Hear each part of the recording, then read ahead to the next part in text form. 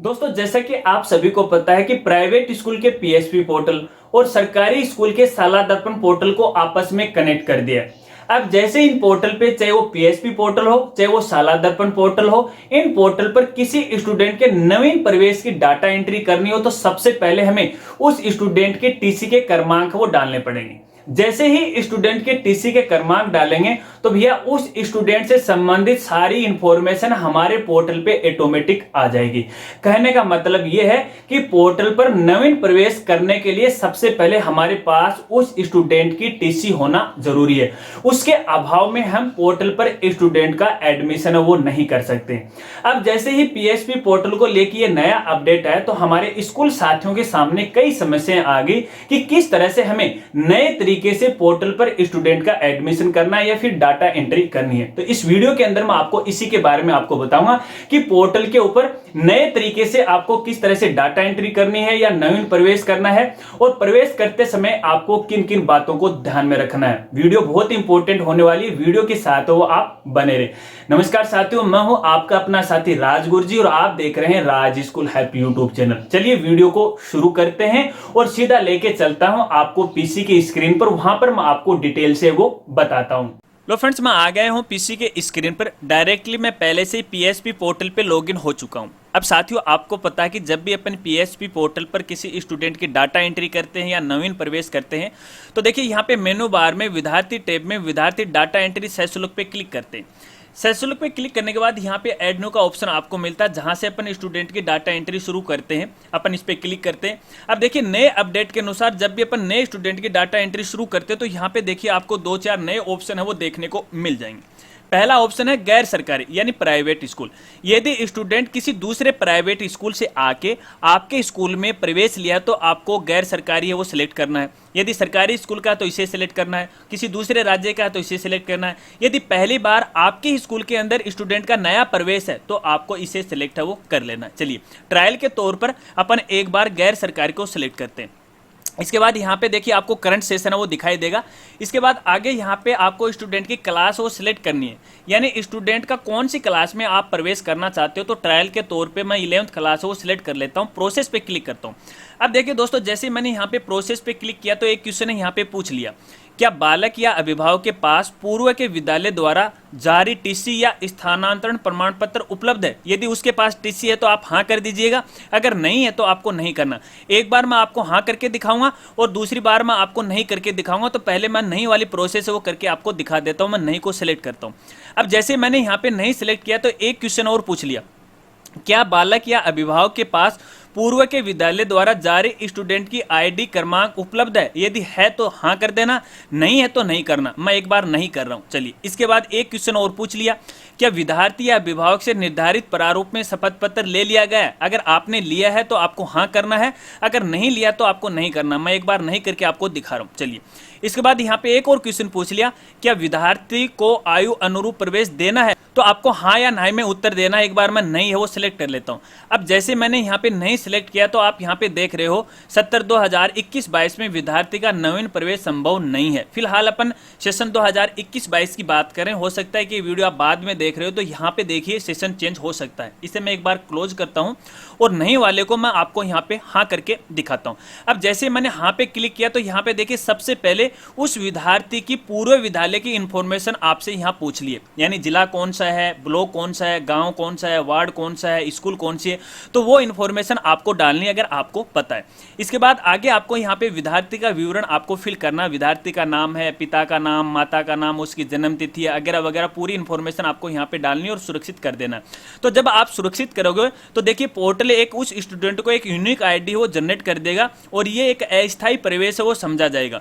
और जब भी इस स्टूडेंट की टीसी आ जाएगी तो इस स्टूडेंट का रिकॉर्ड आपको अपडेट है वो करना पड़ेगा, जो कि आगे मैं आपको बता दूंगा। एक बार मैं इसे कैंसिल कर रहा हूं और यहाँ पे दूसरी जो शर्त है देखिए यहाँ पे मैं येस वाली कर रहा हूं। देखिए मैंने यहाँ पे गैर सरकारी को सिलेक्ट किया, क्लास है वो मैंने यहाँ से सिलेक्ट कर ली, प्रोसेस पे मैंने क्लिक किया तो यहाँ पे देखिए टीसी वाले इन्फॉर्मेशन भरते हैं। हमारे पास टीसी उपलब्ध है तो आपको हाँ पे क्लिक करना।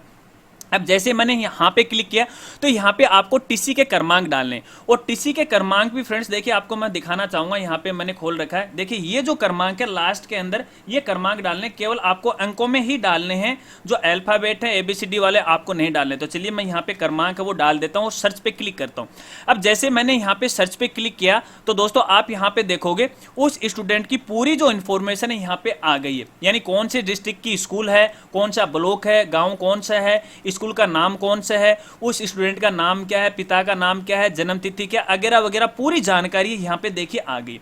अगर ये इन्फॉर्मेशन सही है तो देखिए यहाँ पे आपको सुरक्षित है वो कर देना। अब देखिए यहाँ पे ये बोल रहा है कि 70/2021-22 में प्रवेश हेतु विद्यार्थी के प्रोविजनल अस्थायी प्रवेश से संबंधित डाटा की प्रविष्टि कर दी गई है। चलिए ये अब देखिए यहाँ पे प्रोविजनल ये एडमिशन हो चुका है दोस्तों एक बार के लिए, ठीक है। इसके बाद दोस्तों आपको क्या करना है, मान लीजिए ये जो स्टूडेंट है आपकी स्कूल छोड़ के चला गया या फिर प्रवेश वो नहीं ले रहा है, तो आप इसे डिलीट है यहाँ से भी कर सकते हैं।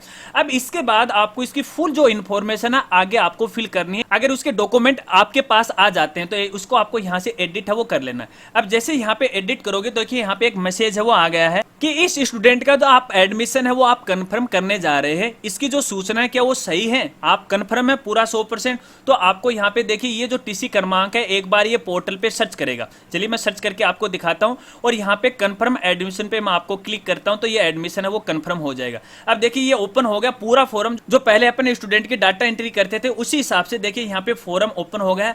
अगर किसी में आपको कोई चेंजमेंट करना है, जैसे स्टूडेंट का कोई नाम गलत हो गया, DOB गलत हो गई है, उसकी भाषा वगैरह वगैरह कौन सी क्लास है, तो यहाँ से आप चेंज है वो कर सकते हैं।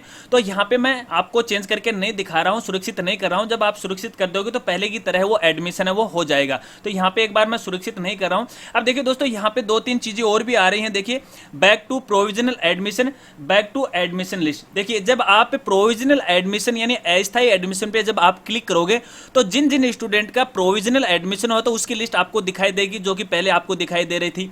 और यहाँ पे बैक टू एडमिशन लिस्ट पे क्लिक करोगे तो आपकी स्कूल के अंदर जितने भी क्लास हैं उन क्लास में जो फाइनल जो एडमिशन हो चुका उनकी लिस्ट है आपको यहाँ पे दिखाई देगी। तो एक बार मैं बैक टू प्रोविजनल एडमिशन पे क्लिक करता हूँ, जो हमारे प्रोविजनल एडमिशन हुए। तो देखिए फिलहाल हमने एक स्टूडेंट का प्रोविजनल एडमिशन किया था, तो इसी तरह से आपको स्टूडेंट की डाटा एंट्री है वो करनी है। अब साथियों मान लीजिए आपने किसी स्टूडेंट को अस्थायी प्रवेश दिया है बगैर टीसी के अभाव में, और केवल अभिभावक के शपथ पत्र के आधार पर उसको आपने प्रवेश दे दिया, तो उसके आगे की प्रोसेस क्या रहेगी वो मैं आपको बताता हूं। सबसे पहले यहाँ पे मैं एक अस्थायी स्टूडेंट या डेमो स्टूडेंट की डाटा एंट्री है वो कर लेता हूँ।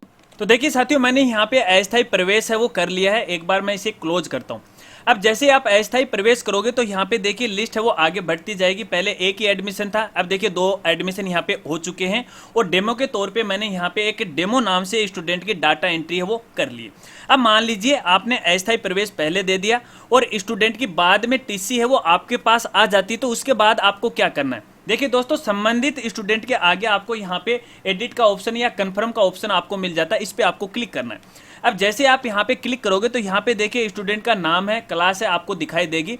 अगर आपके पास टीसी नंबर है तो इस कॉलम के अंदर आपको टीसी नंबर डालने हैं और सर्च करे वाले ऑप्शन पे आपको क्लिक करना है। यदि नंबर सही होंगे तो आगे की प्रोसेस है वो शुरू हो जाएगी, जो कि पहले मैंने आपको बताई थी। उसी हिसाब से फॉर्म है वो ओपन हो जाएगा, एडमिशन है वो आपको कंफर्म करना है, डाटा एंट्री वो आपको करनी है। चलिए मैं यहाँ पे कोई भी डाटा एंट्री नहीं कर रहा हूँ क्योंकि प्रोसेस पहले वाली सेम की सेम है।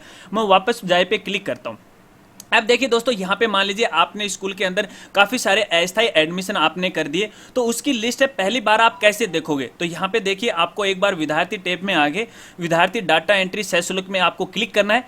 क्लिक करने के बाद मान लीजिए जिस स्टूडेंट का आपने जो एडमिशन है या प्रवेश है वो कन्फर्म कर दिया है, उसकी लिस्ट अगर आप देखना चाहते हो तो यहाँ से आप उसकी क्लास है वो सिलेक्ट कर सकते हो और व्यू लिस्ट ऑफ स्टूडेंट पे आपको क्लिक करना है। अब जैसे आप यहाँ पे क्लिक करोगे तो आपके स्कूल के अंदर जो कन्फर्म एडमिशन हो गए उनकी सारी लिस्ट है आपको यहाँ पे दिखाई देगी। मेरे केस में यहाँ पे देखिए नो रिकॉर्ड फाउंड दिखा रहा है, क्योंकि ये डेमो पोर्टल है और इस पर मैंने अभी तक कोई भी स्टूडेंट की डाटा एंट्री वो नहीं की। पहले जो की वो केवल अस्थायी ही प्रवेश है, स्थायी प्रवेश नहीं है। अब आपको अस्थायी प्रवेश की लिस्ट अगर आपको देखनी है तब आपको यहाँ पे ऐड न्यू पे क्लिक करना है, और जैसे इस पे आप क्लिक करोगे तो देखिए पहले वाली प्रोसेस है फिर से यहाँ पे स्टार्ट हो गई है, और जो प्रोविजनल या अस्थायी जो प्रवेश है उनकी लिस्ट है आपको यहाँ पे दिखाई देगी, और यहाँ से उनको एडिट करके आगे की प्रोसेस है वो कर सकते हैं। शायद दोस्तों आप समझ गए होंगे। तो चलिए चलते हैं वापस कैमरे की तरफ। तो दोस्तों इस प्रकार से पीएसपी पोर्टल के नए अपडेट के अनुसार अपन नए स्टूडेंट की डाटा एंट्री कर सकते हैं। शायद आप समझ गए होंगे। इसके अलावा यदि इस संबंध में यानी स्टूडेंट के प्रवेश को लेकर यदि आपके और भी कोई सवाल हैं तो वीडियो के नीचे आप कमेंट कर सकते हैं। मैं आपकी पूरी हेल्प करने की कोशिश करूंगा। अगर वीडियो जानकारी आपको अच्छी लगी हो तो यार वीडियो को लाइक कर देना और वीडियो को ज्यादा से ज्यादा अपने स्कूल साथियों में भी शेयर कर देना। और हमारे चैनल पर यदि आप नए मेहमान हो और अभी तक हमारे चैनल को सब्सक्राइब नहीं किया तो चैनल को भी सब्सक्राइब कर लेना। बेल आइकन है उसे भी दबा देना। ऑल नोटिफिकेशन है उसे भी ऑन कर लेना ताकि इसी प्रकार की नई नई वीडियो की जानकारी है वो आपको मिलते रहे। तो मिलते हैं फ्रेंड्स अगली एक नई वीडियो के साथ। तब तक के लिए जय हिंद जय भारत।